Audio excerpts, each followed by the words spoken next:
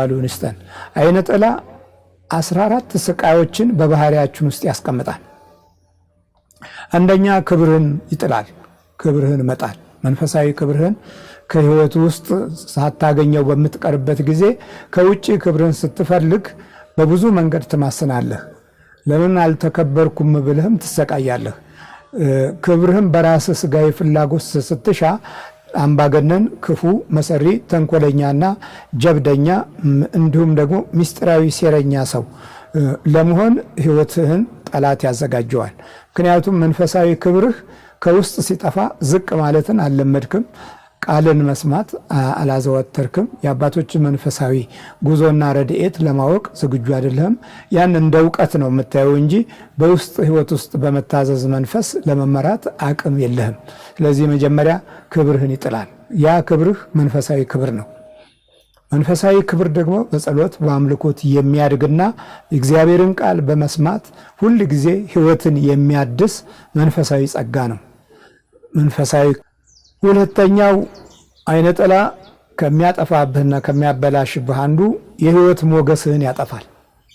የህይወት ሞገስ እግዚአብሔር አምላክ ለሰው ልጆች የሚሰጥ የውጨኛው የሰውነት ክፍል ብርሃን ነው። ያ የሰውነት ክፍል ብርሃን በዚህ በአካል ላይ የሚታይ የህይወት ድባብ ነው።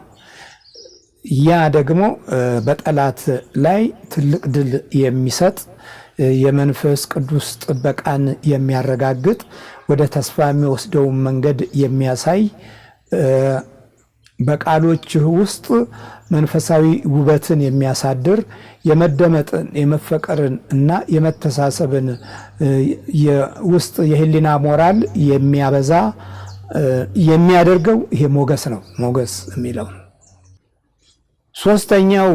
ሶስተኛው የእምነት ጸጋህን ያርቃል።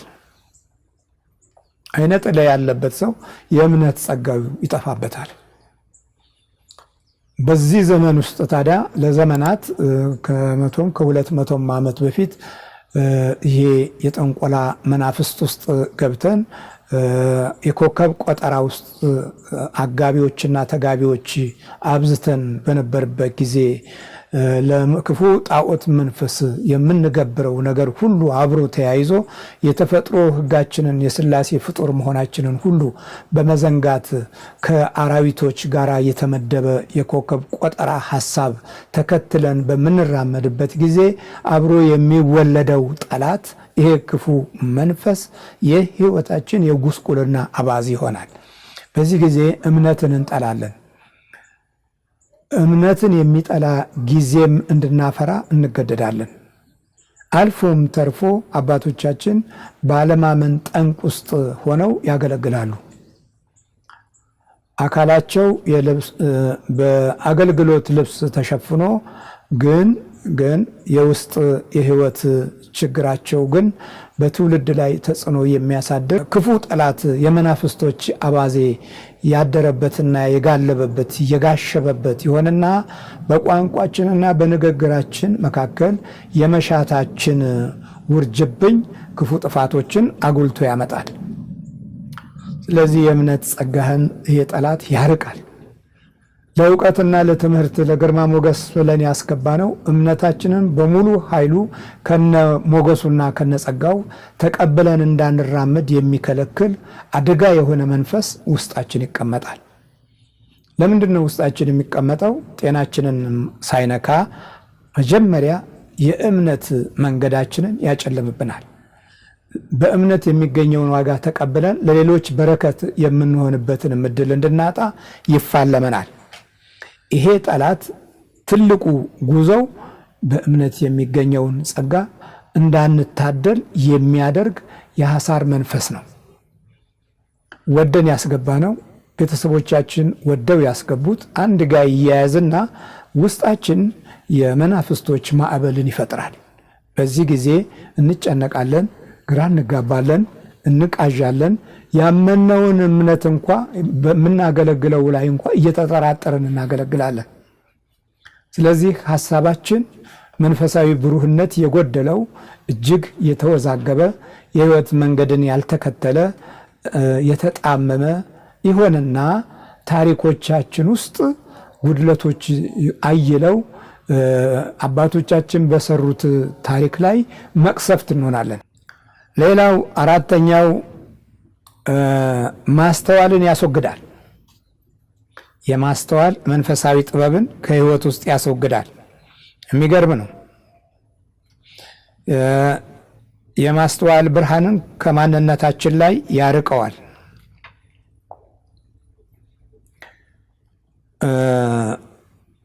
በቲቶ ምዕራፍ 3 ቁጥር 3 ላይ እኛ ደግሞ አስቀድመን የማናስተውል ነበርን ይላል። ቀድሞ የማናስተውል ነበር። አለማስተዋል የዘመናችንን ክፋት እስከ መጨረሻው ድረስ ዳር አድርሶታል። የክፋት ዳርቻው በከፍተኛ ሁኔታ መፋጀት፣ መበላላት፣ መነካከስ፣ መገዳደል፣ እርስ በርሳችን መጣላት፣ በተገናኘን ቁጥር መነጫጨን፣ መነጫነጭ፣ ማማረር፣ ፊታችንን መቋጠር፣ በውስጣችን ማጉረምረም፣ ምሬትና ክፉ የሆኑ ፊቶችን ማሳየት የዘመናችን ትውልድ ልዩ የህይወቱ የውድቀቱ ክስተት ነው። የዓይነ ጥላ 14 ስቃዮች። ስለዚህ ይሄኛው አራተኛው ስቃይ ነው። አናስተውልም።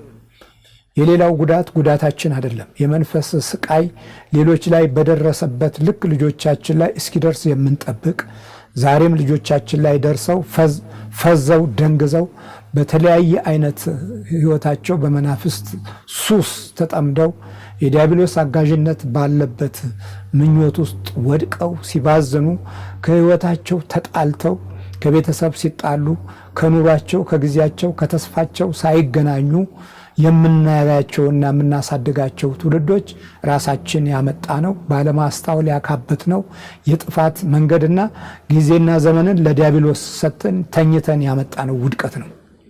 አምስተኛ ተስፋን ያመክናል። ተስፋ ትልቅ የህይወት መንገድ ነው። በተስፋው ነው ቅድስት ሀገርን ያገኙት። በተስፋ ነው እግዚአብሔርን ኃይልና ጥበብ የተረዱት። ቅዱሳን አባቶቻችን በእግዚአብሔር ተስፋ አድርገው ነው እሳት ውስጥ ገብተው ቅዱስ ገብርኤልን የሳቡት። በተስፋ ውስጥ ነው እምነት የሚታነጸው። ይሄን ሁሉ ያረቅብሃል። ስለዚህ ምን ይሆናል? ተስፋ ያጣ ትውልድ ሞቱን ይመኛል። ሁሉ ነገር እያለው ለመሞት ራሱን ያዘጋጃል። ምንም ነገር የሌለውም በመማረር ህይወቱ በድህነት በቁስቆዛ በመማቀቅ በመሰልቸት በመደንቆር ሰማያዊ የሆኑ ተስፋዎች ከውስጡ በመሟጠጥ ምክንያት ሞቱን ያጣድፋል። ልዩ ልዩ ለተፈጥሮው የውድቀት በሽታዎችን በራሱ ምኞት ከመናፍስት ጋር ይስባል። ስለዚህ አምስተኛው ተስፋህን ያመክላል። ስድስተኛ ራእይህን ያጨልማል። ራእይ ሁል ጊዜ ከእግዚአብሔር የምናገኘው ኃይል ነው። መገለጥን ዘወትር እየተመኘን በምንጸልይበት ጊዜ ትውልድ መንፈሳዊ መራቆት አይገጥመውም። የህይወት ውበቱን ጠብቆ ከታሪክ ጋር ይተባበራል። አልፎም ተርፎ አባቶቹ የሄዱበትን መንገድ በህይወት ውስጥ ያንጻል። ለሰማያዊ ተልእኮ ወደ ታች ዝቅ ብሎ ድሆችን፣ ምስኪኖችን ለማየት እድል ያገኛል። በመንፈሳዊ ጸጋም የተበረታታ የህይወት ቁመናን ይታደላል። ስለዚህ ይሄንን ራእይህን ያጨልምብሃል። ራእይህ ሲጨልም በፍጹም ህልምም አታይም። እድሜ ልክህን ህልምን ትፈልጋለህ፣ ህልም አታይም፣ መገለጥም የለም። ሌላው በመገለጥ በሚያገለግልበት ጊዜም ደግሞ ትበሳጫለህ፣ ትናደዳለህ። ራእይ የሌለው መሪ ሁል ጊዜ ጨለማን፣ ሞትን፣ ውድቀትን እና ችግርን፣ ስቃይን፣ ረሃብንና ድቀትን የህይወቱና የኑሮው ጓዳ ያደርገዋል። የህሊናውና የልቦናው መስፈርት ይሆናል። እነዚህ ሁሉ እዛ ውስጥ የሚቀመጡ የጉስቁልና ማህደሮች ሆነው ሲገለጡ ደግሞ በትውልድ ላይ አበሳ ነው የሚሆነው። ሰባተኛ እድልን ይዘጋል። ዓይነ ጥላ እድልን ይዘጋል። መልካም እድልን መረጠች አይደል ያለው ቅዱስ ሉቃስ። ማርያም በመድኃኒታችን በኢየሱስ ክርስቶስ እግር ስር በመቀመጧ መልካም ዕድልን መረጠች እኮ ነው ያለው። መልካም ዕድል እግዚአብሔርን ቃል ትሰማ ስለነበረ መልካም ዕድል ነበራት። የእግዚአብሔርን ቃል ስለማንሰማ አስተማሪዎች ነን እንጂ አንሰማም። ምንሰማ አይደለንም። እግዚአብሔር ለአስተማሪዎችም ይናገራል፣ ለአባቶችም ይናገራል፣ ለእህቶችም ይናገራል፣ ለትልልቆችም ይናገራል፣ ግን አንሰማም። እኛ እንናገር የምንል ስለሆነ በውስጣችን የሚያድር ኃይል የለም። የሚያድረው ጠላት ነው። ያ የጠላት ኃይል በሚገለጥበት ጊዜ ውድቀትን እንድናንጸባርቅ ግድ ይሆናል። ምኞታችን ሌላ፣ የሚሆነው ሌላ። ምክንያቱም በውስጣችን ተስፋችን መክኗል። ተስፋህን ያመክናል፣ ማስተዋልህንም ያሳጣል፣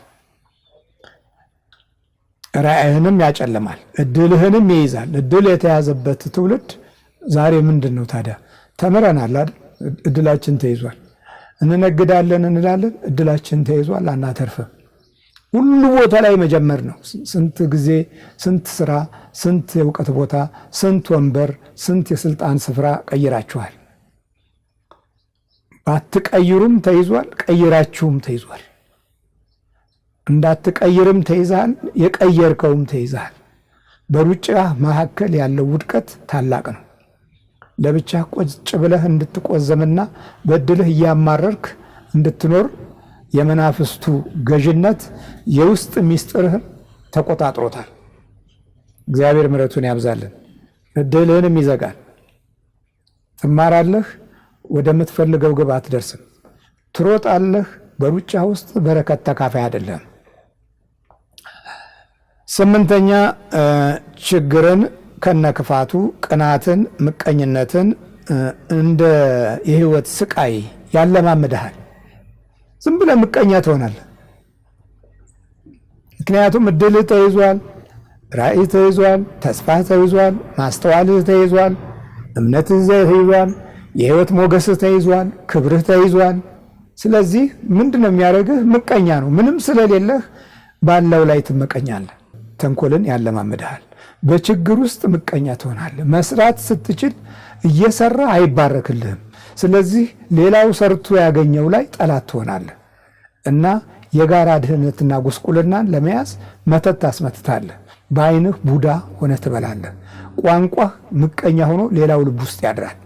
ንግግርህ ክፋትና ተንኮልን አሳድሮ እንቅፋትን ዘርተህ እንቅፋትን እስክታጭ ድረስ ለትውልድህ ሞት ታስቀምጣለህ፣ ስቃይንም ታበጃለህ። ዘጠነኛ መልካም ምኞትን ያርቅብሃል። መልካም ምኞትን አትመኝም። በክርስቲያናዊ ሕይወት ውስጥ ትልቁ መልካም ምኞት ነው።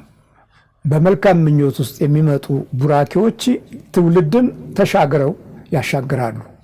የትውልድ የሕይወት ታሪክ ቁመና ላይ ይቆማሉ። መንፈሳዊ አምባን አርቀው የማሳየት አቅም አላቸው። መልካም ምኞት መባረክን የሚያካትት መንፈሳዊ ተስፋ ነው። ስትባርክ መባረክን ልብ ውስጥ ታስቀምጣለህ። ህመሙን ብቻ ትጠብቅ።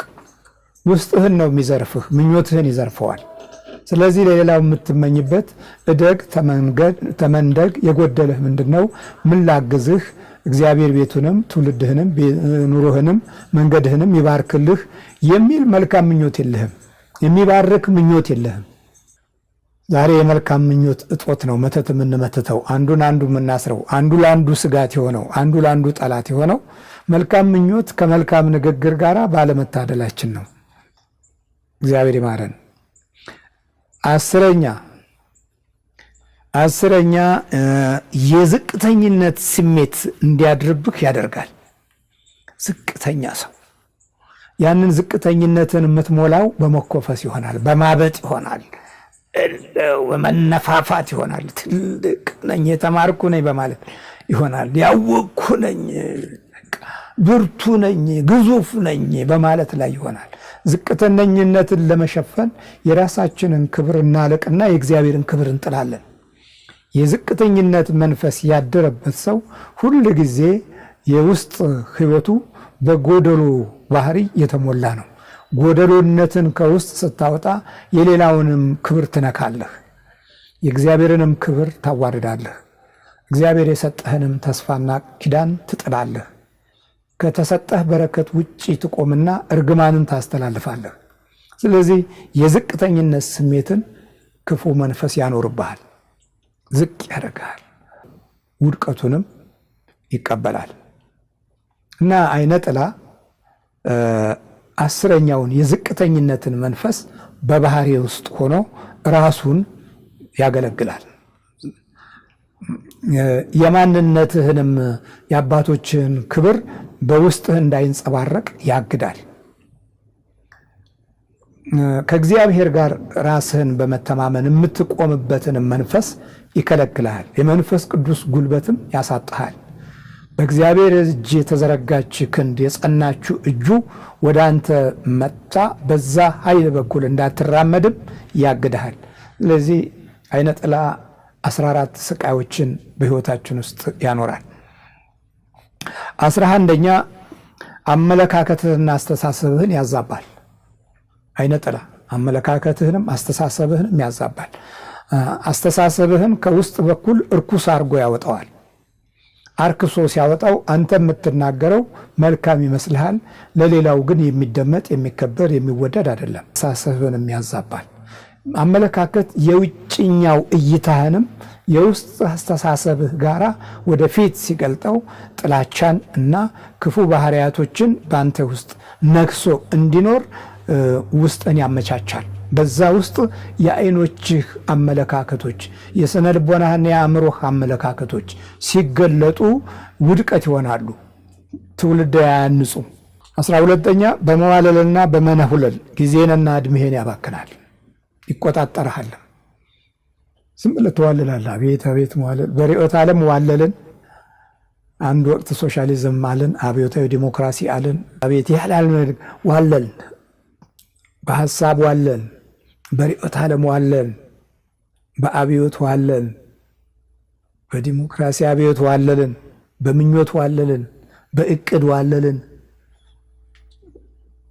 አይነ ጥላ ይሄን ያህል ተቆጣጥሮናል ላይ በምኞት ዋለልን፣ በአመለካከት ዋለልን።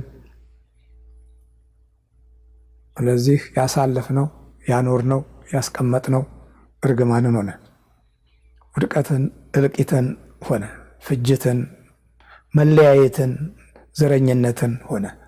እንዲህ እየዋለልክ የዲያብሎስን አሰራር በምድርህ ላይ ታሰፋለህ። በመዋለልና በመነሁለል ጊዜህን ትጨርሳለህ። 13ኛ ቤተሰብንና ዘርን ይቆጣጠራል። ከዛ በኋላ የክፉ ዘር ይባላል። 14ኛ በመጨረሻ መቅኖ ያሳጣሃል፣ መቅኖ ቢስ ያደርጋል። ዛሬ የአይነ ጥላ ጉዳቶች በመቅኖ ቢስነት ህይወት ውስጥ እንድንወድቅ እድሉን እንዲከፍት ራሳችንን ከጸሎት አርቀናል፣ ከምስጋናው ተስፋ አርቀናል፣ ከቃል ኪዳኑ ውበትና ከቸርነቱ ብርሃን ተለይተናል። ስለዚህ እግዚአብሔር ለኛ ያለውን መንፈሳዊ ጥበብና ጸጋ ረስተናል። ስለዚህ አይነ ጥላ 14 የህይወት ስቃዮችን በማንነታችን ውስጥ ያስቀምጣል። ስለዚህ ወገኖቼ ከባድ ነው የአይነ ጥላ መንፈስ። ወደ ኋላ ለማየት እድሉን ስላጣን የዛሬውን ብቻ ስለምንመለከት በዛሬው ጉዳታችን ላይም ሳይንሳዊ ትንተና ስለምንሰጥ በተማርነውና በተነገረን ሐሳብ ውስጥ ራሳችንን ስለምንቀምር በዛ ጎዳና ውስጥ እይታችን ወደ ውስጥ ሆኖ ከመናፍስት አንጻር የመጣብንን ውርደት ለመቀበል ስለማንፈልግ ውጫዊ የርዕዮተ ዓለም ትንተና እየሰጠን መናፍስትን በማንነታችን ላይ ዘላቂ የሆነ ቦታ ሰጥተነው ወድቀናል። እግዚአብሔር ምሕረቱን ያብዛልን። ይህንን አይነ ጥላ በምን እንቋቋመዋለን? የምንቋቋመው የዕለት አምልኮ ሲኖረን ቃለ እግዚአብሔርን ዘወትር ስናደምጥ፣ ሰባኪ ብቻ ሳይሆን ስንሰበክም ጭምር ራሳችንን ስናይ፣ ልቦናችንን በፍቅር ስንዋጅ፣ ወንድሜ፣ እህቴ፣ አባቴ፣ እናቴ የሚል መንፈሳዊ ክብር ስንይዝ፣ ከዛ በኋላ መግባባት ስንጀምር የውስጥ ጠላታችን የነበረውን ፉከራ እናቆመዋለን። በዚህ ጊዜ የአምልኮት ጊዜ ሲኖረን ስንሰግድ ጠዋት 21 ጊዜ ስንሰግድ ጸሎታችንን ጸልየን አርጋኖንን ጸልየን መዝሙረ ዳዊትን ጸልየን መጨረሻው በስግደት ጌታ ሆይ ሰማይ ቃልህን ስጠን ስንል ልቦናችንን አብራልን ብለን ስንማጸን በዚህ ጊዜ የእግዚአብሔር ክብርና ኃይል በማንነታችን ውስጥ ቦታ ይይዛል። ከዛ በኋላ የአባቶቻችን ልጆች እንሆናለን። አይነ ጥላ ቁጣና መቅሰፍት ትውልዳችን ላይ ካረፈ ዘመናት አልፏል።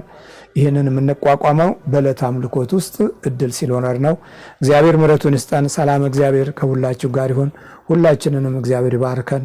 አሜን።